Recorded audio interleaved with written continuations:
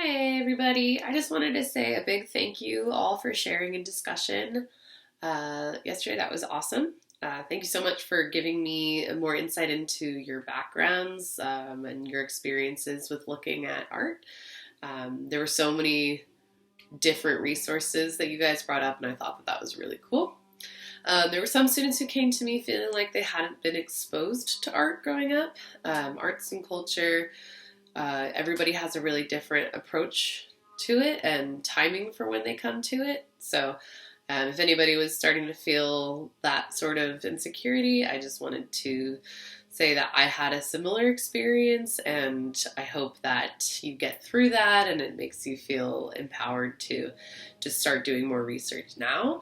When I was growing up, my family, like, I'm one of 7 kids, and we did not go to any museums or galleries or libraries or anything like that. And so I came to all of it, my studies, like way later in life. But I hit the ground really hard. I was super interested, super passionate, so I just wanted to know as much as possible, and there's so much to know. But I felt really insecure when I started grad school because so many students around me had, like, professors for parents, or they grew up in large cities, so they were always going to museums and galleries, or they were only children of affluent parents who wanted them to be exposed to as many different cultures as possible.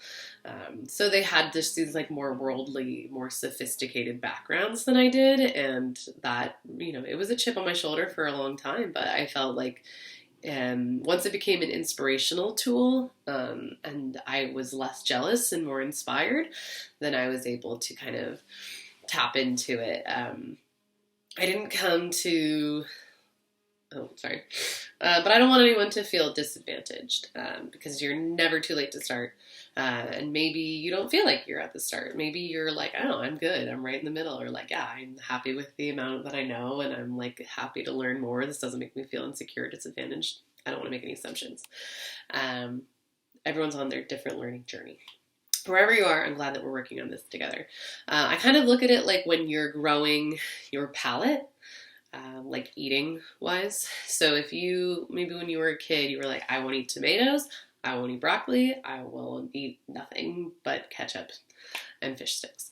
And then as you get a little bit older, you go out and experience new things. Maybe you travel to new countries. Maybe you're going to, like, your friends' houses and their parents are cooking all these kinds of different foods, and you start to introduce more things to your palate. And that is how you grow taste. That's how you get a little bit more adventurous. So I want, wherever you're at right now with your artistic studies, I want this class to feel like an opportunity to, go to these new restaurants or try these new dishes. So think of it like going to a restaurant is the research, and cooking it at home is the practice. You are gaining a new level of taste. You're learning about what foods you like, what foods you don't. What kind of art do you like? What kind of art do you not understand? And what do you want to know more about? What hit the spot for you? And are there other artists who work in that way? Or you maybe like to work in this way, but you don't know any artists who do. So maybe they're out there and you don't know it yet. So I kind of want to just be as open as possible to you guys for if you have questions or you want recommendations, or if you want to just talk about anything in the art world. I'm really open to having these discussions, and I hope your curiosity is met with some interesting places to start. So I want to be as useful to you guys as possible while you're growing your palette.